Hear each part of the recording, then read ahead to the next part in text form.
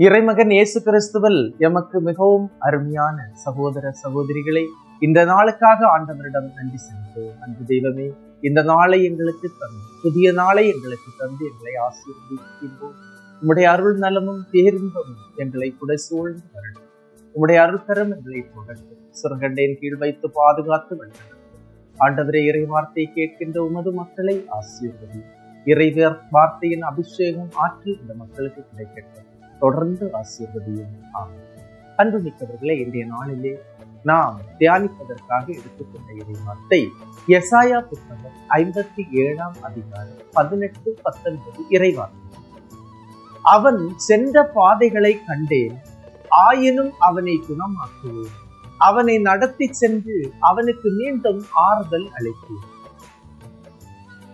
அருள் நலமும் துணையும் நல்கும் ஆண்டவர். கடவுளிடம் அடைக்கலம் புகுவோருக்கு கடவுள் அருள் நலவும் ஆசீரும் அளவில்லாமல் தருகிறார். அன்பு மிக்கவர்களே, சில நாட்களுக்கு முன்னாடி ஒரு நபர் என்னை சந்திக்க வந்து நான் உங்ககிட்ட கொஞ்சம் பேசணும் அப்படின்னு சொல்லி நான் அப்படி பேசும்போது அழுது என்னிடம் சொன்னார், என்னுடைய கடந்த கால வாழ்க்கை, நான் வாழ்ந்த வாழ்க்கை எல்லாமே ஒரு துர்மாதிரியான வாழ்க்கை, ஒரு நேரிய வாழ்க்கை அல்ல, ஒரு ஒழுக்கமில்லாத வாழ்க்கை, தான் தோன்றித்தனமான வாழ்க்கை,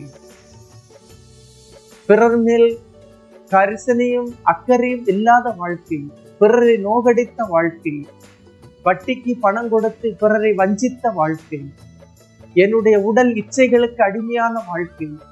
இன்று நான் அதிலிருந்து விடுபட விரும்புகின்றேன், என்னை ஆசீர்வதியுங்கள் அப்படின்னு சொல்லும்போது நான் அவருடைய தலையில் கை வைத்து ஜெபித்து விட்டு அவரிடம் சொன்னேன், இறை வார்த்தையை வாசியுங்கள். தினமும் முழந்தாள் படியிட்டு அரை மணி நேரம் இறை வார்த்தையை வாசியுங்கள். ஏனென்றால் பச்சிலையோ களிம்போ உங்களுடைய காயத்தைக்கு மருந்து தராது, ஆண்டவருடைய வார்த்தையே தரும் என்ற இறை வார்த்தையை சொல்லி அவரை அனுப்பினேன் என்று அவர் மகிழ்ச்சியோடு, அவர்கள் சென்ற பாதைகளை நான் கணக்கில் கொள்ள மாட்டேன் என்று இறைவார்த்தை சொல்கிறேன்.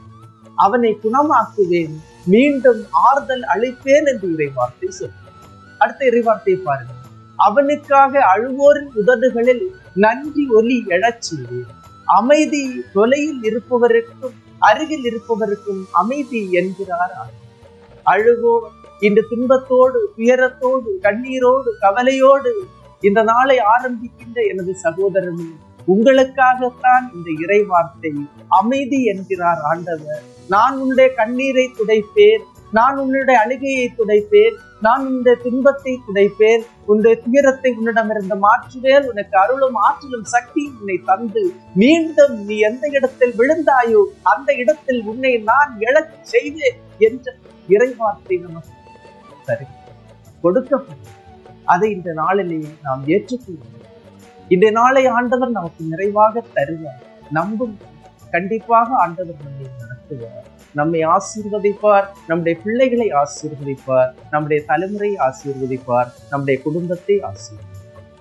எல்லாம் வல்ல இறைவன், தந்தை, மகன், தூய ஆவியார் உங்களையும் உங்கள் குடும்பத்தையும் நிறைவாய் ஆசீர்வதிப்பாராக. இயேசுவுக்கே புகழ், இயேசுவுக்கே நன்றி. மரியே வாழ்க.